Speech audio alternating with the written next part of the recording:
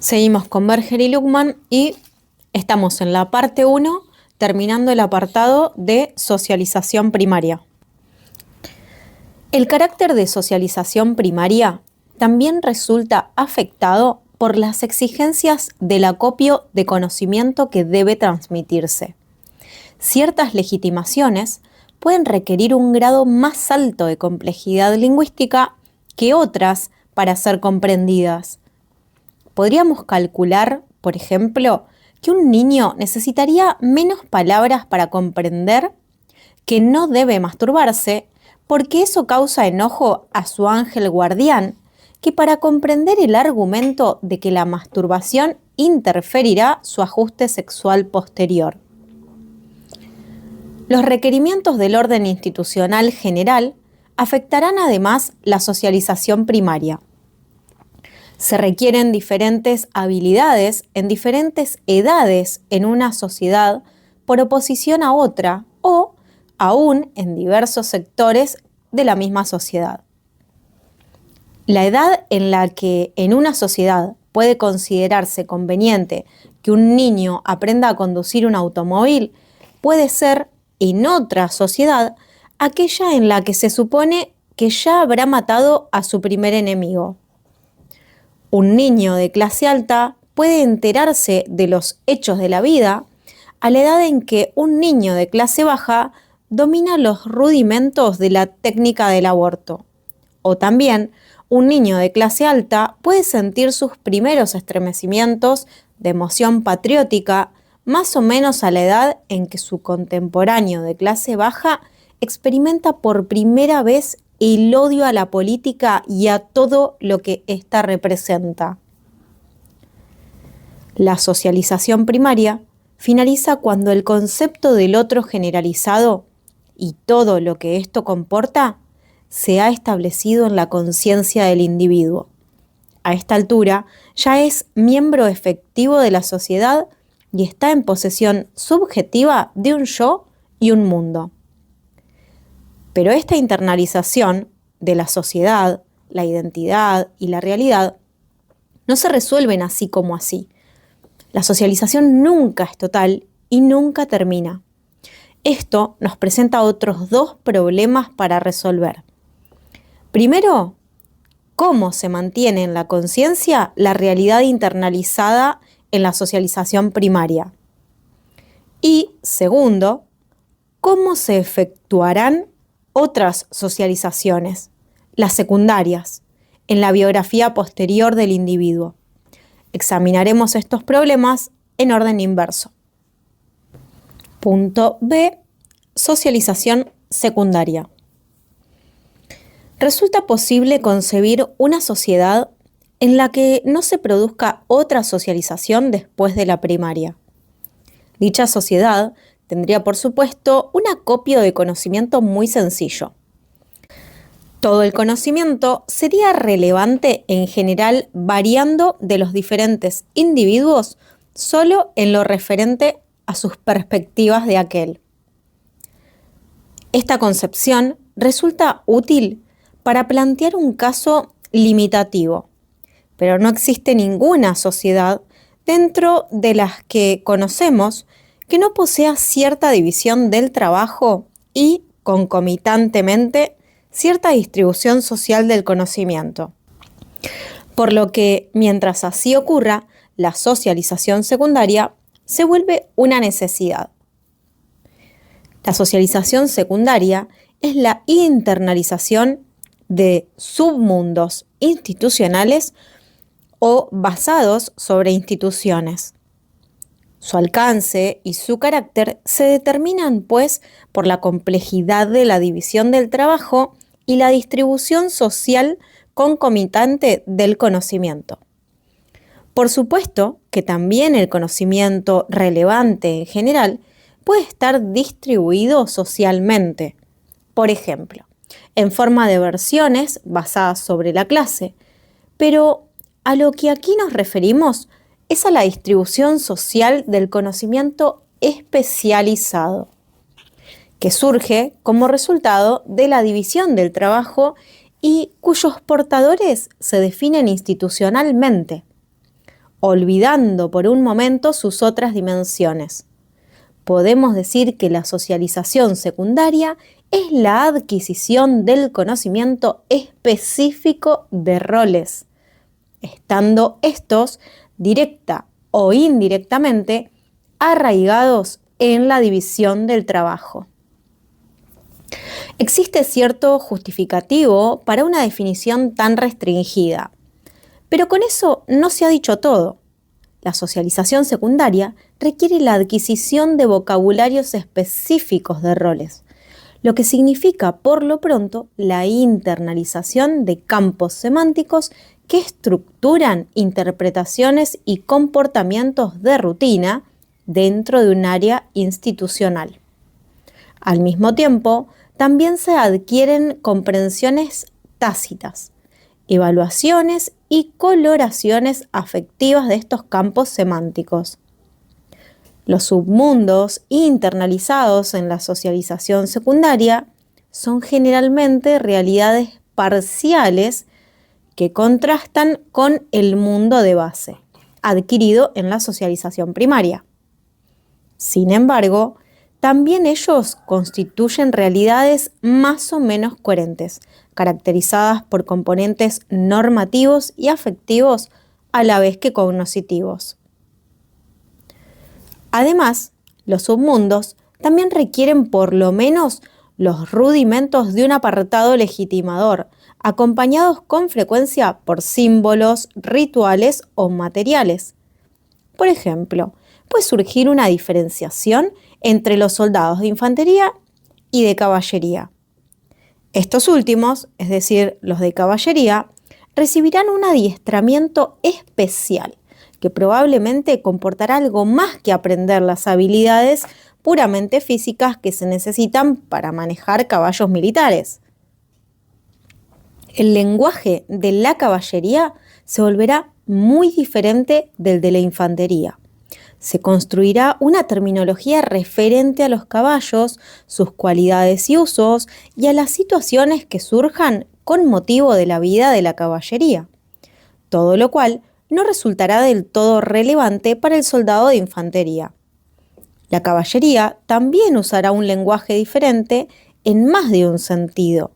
Un infante enojado profiere blasfemias aludiendo a sus pies doloridos, mientras que el soldado de caballería tal vez mencionará el trasero de su caballo en circunstancias similares. En otras palabras, se construye un cuerpo de imágenes y alegorías sobre la base instrumental del lenguaje de la caballería.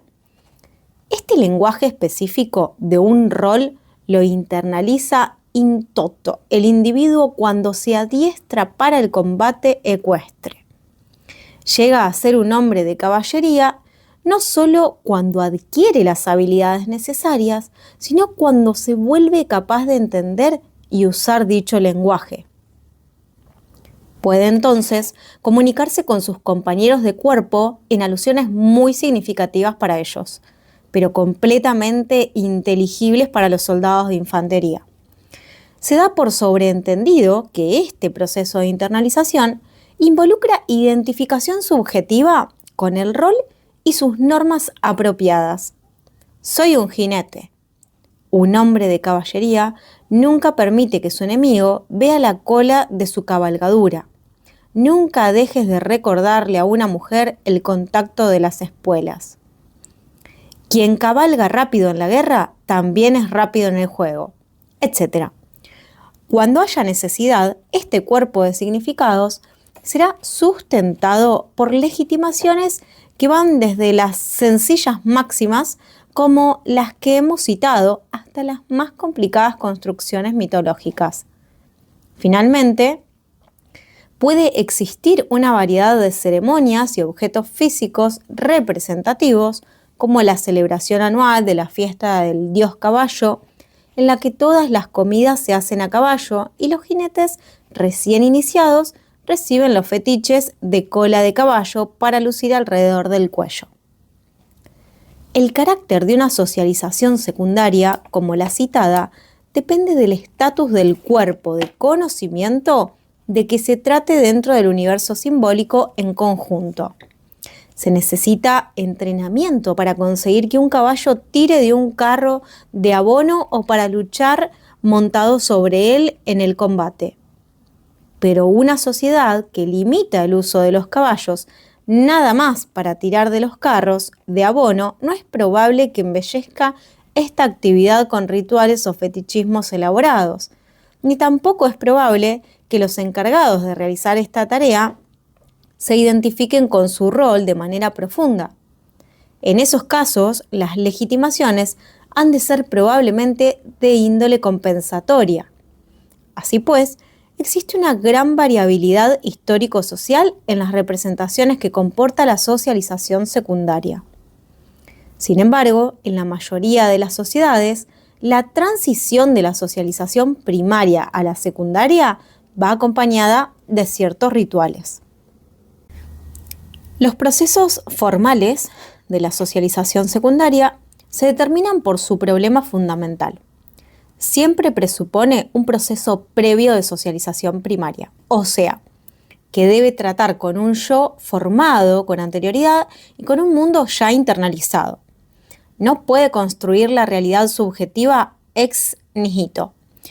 Esto presenta un problema, porque la realidad ya internalizada tiende a persistir. Cualquiera que sean los nuevos contenidos que ahora haya que internalizar, deben en cierta manera superponerse a esa realidad ya presente. Existe pues un problema de coherencia entre las internalizaciones originales y las nuevas, problema que puede resultar más o menos arduo de resolver en los diferentes casos. Si se aprende que la limpieza es una virtud en la propia persona, no resultará difícil transferir esa misma virtud al caballo propio. Pero si se ha aprendido que ciertas obscenidades son motivo de represión en un niño de a pie, requerirá cierta explicación el hecho de que ahora resultan de rigor para un miembro de la caballería. Establecer y mantener la coherencia en la socialización secundaria presupone ciertos procedimientos conceptuales para integrar los diferentes cuerpos de conocimiento. En la socialización secundaria, las limitaciones biológicas se vuelven cada vez menos importantes en las secuencias del aprendizaje, el cual ahora llega a establecerse en términos de las propiedades intrínsecas del conocimiento que ha de adquirirse, o sea, en términos de la estructura fundacional de ese conocimiento.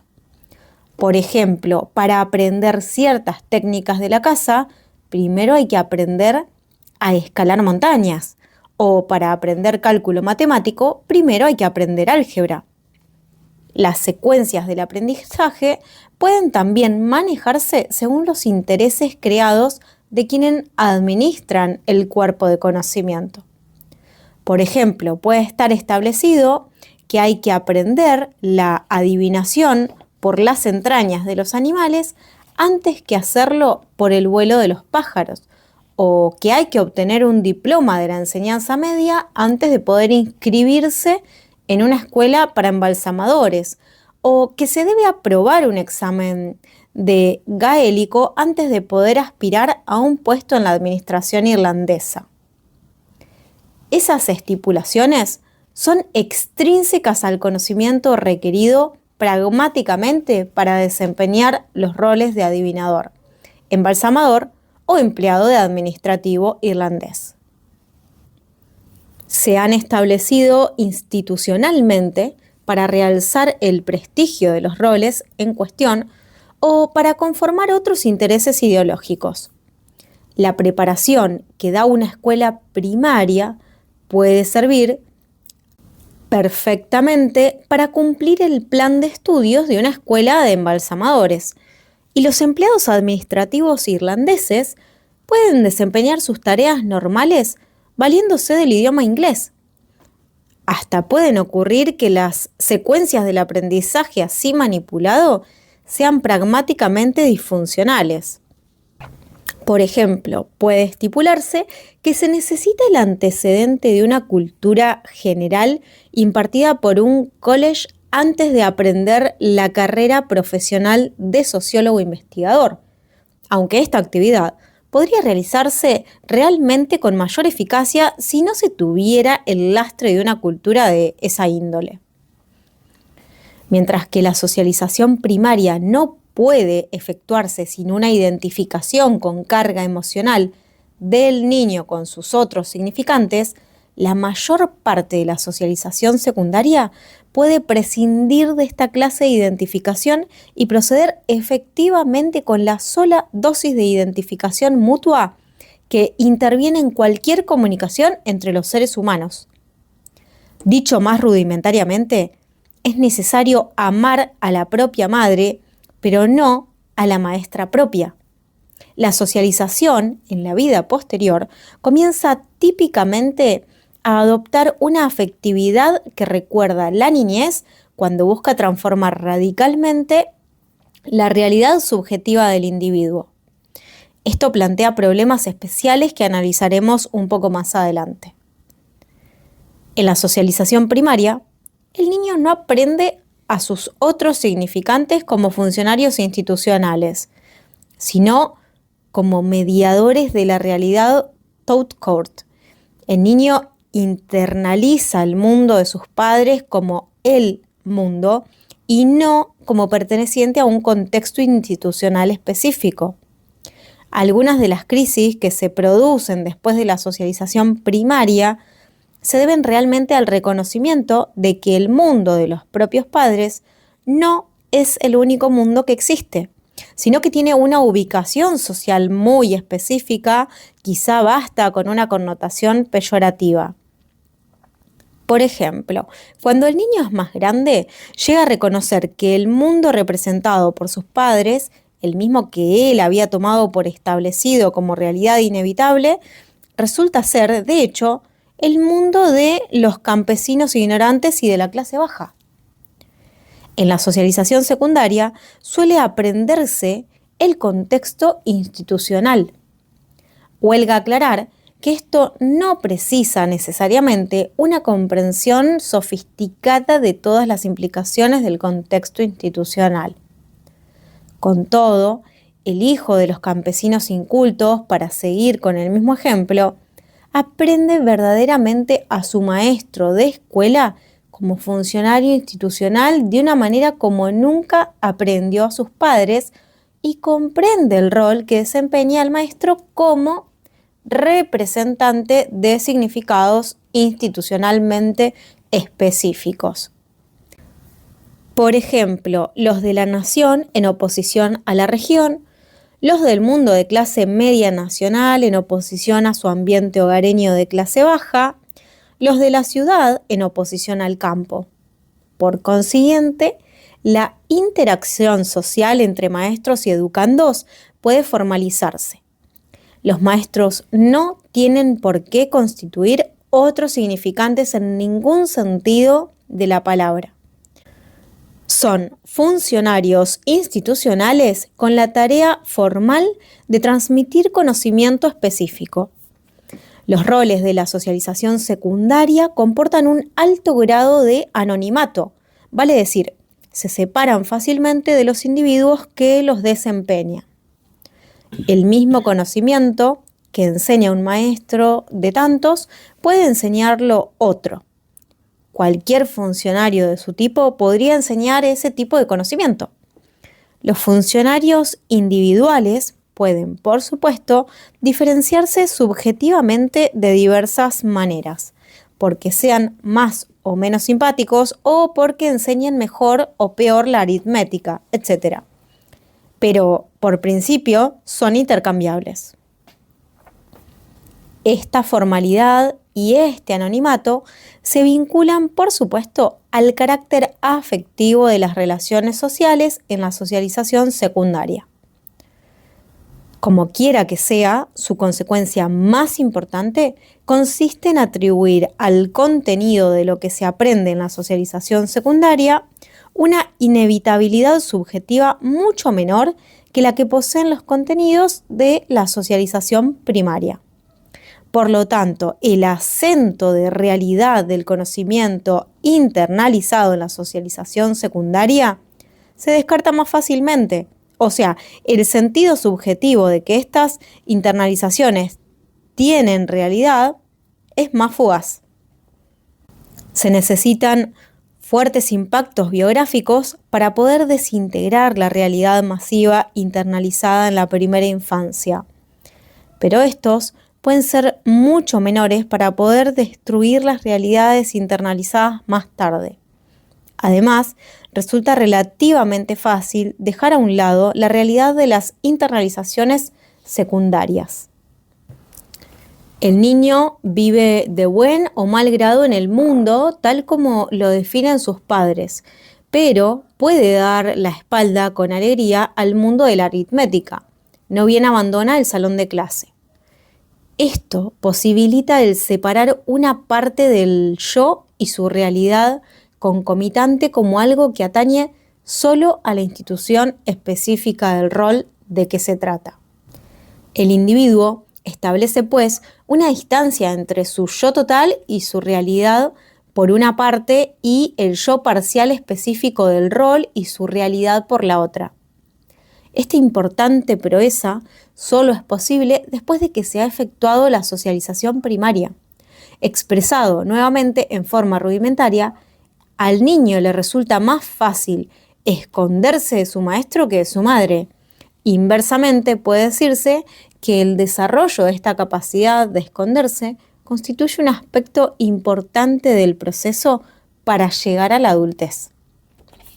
El acento de realidad del conocimiento internalizado en la socialización primaria se da casi automáticamente en la socialización secundaria, debe ser reforzado por técnicas pedagógicas específicas, debe hacérselo sentir al individuo como algo familiar.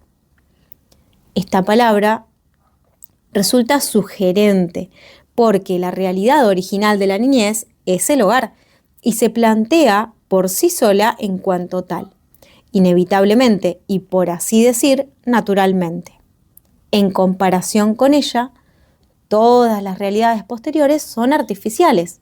Así pues, el maestro de escuela trata de hacer familiares los contenidos que imparte, haciéndolos vívidos, o sea, haciendo que resulten tan llenos de vida como el mundo hogareño del niño.